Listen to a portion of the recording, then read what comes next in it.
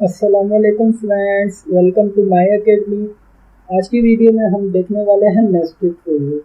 तो आपको टॉपिक के नेम से ही अंदाज़ा हो रहा है कि हमारे पास नेस्टेड फॉर लूप क्या होता है। नेस्टेड फॉर लूप में हमारे पास फॉर लूप की बॉडी के अंदर एक और फॉर लूप होता है। तो आइए सबसे पहले हम इसका सिंटैक्स देख लेते हैं। सिंटैक्स में सबसे पहले हमारे पास एक फॉर लूप होता है जिसे हम आउटर फॉर लूप कहते हैं। उसके बाद हमारे पास इस फॉर लूप की स्टेटमेंट होती है। ये स्टेटमेंट इस फॉर लूप की बॉडी के अंदर टाइप की जाती है।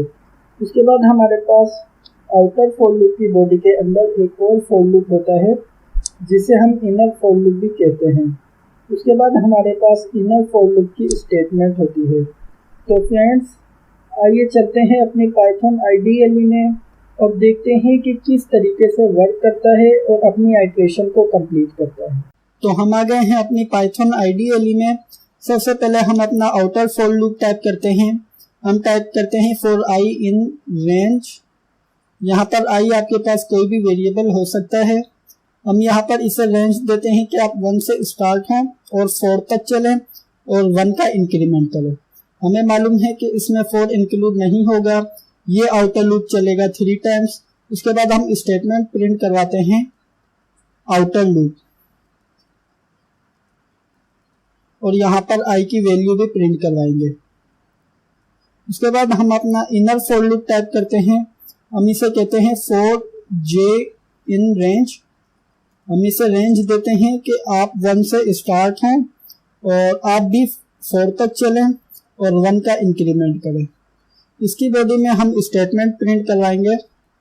हम इसे कहते हैं इनर लूप और इसके अंदर हम जे की वैल्यू को प्रिंट करवाएंगे।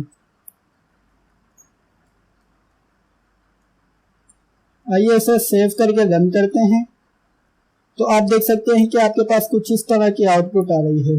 तो आइए समझ लेते हैं कि लूप किस तरीके से अपनी आइटरेशन को कंप्लीट कर रहा है और स्टेटमेंट को प्रिंट कर रहा है। तो ये सबसे पहले हमारे पास आउटर लूप को चेक करेगा।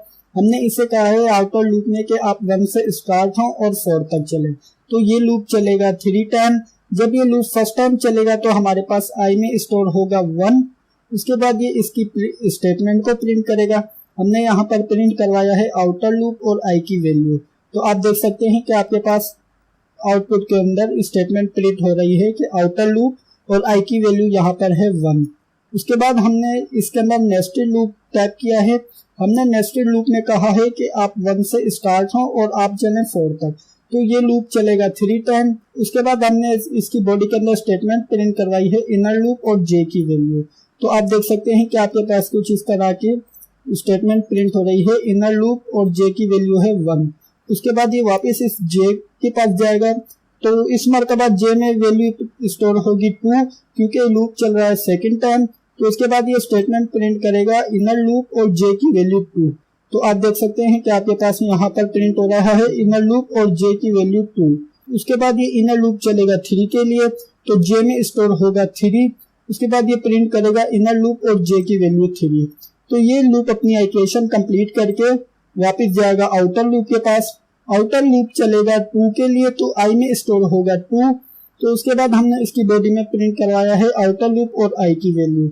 तो आप देख सकते हैं कि आपके पास प्रिंट हो रहा है आउटर लूप और आई की वैल्यू यहाँ पर है 2। उसके बाद ये इनर लूप के पास आएगा।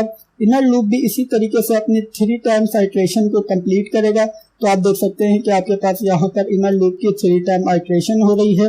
उसके बाद ये जाएगा आउटर लूप के पास। आउटर लूप के पास जाएगा तो आउटर लूप इस मरतबा चलेगा 3 के लिए। जब आउटर लूप 3 के लिए चलेगा तो आई में स्टोर होगा 3। तो आप देख सकते हैं कि आपके पास यहाँ पर प्रिंट हो रहा है आउटर लूप और आई की वैल्यू 3। उसके बाद इसी तरीके से हमारा इनर लूप 3 टाइम चलेगा। उसके बाद ये वापस जाएगा आउटर लूप के पास। आउटर लूप के पास जब ये 4 के लिए जाएगा तो यहाँ पर कंडीशन सेटिस्फाई नहीं हो रही। इसी वजह से ये हमारा लूप टर्मिनेट हो रहा है। तो फ्रेंड्स, ये थी हमारी फॉर लूप की आइटरेशन और हमने देखा कि किस तरीके से वर्क करता है।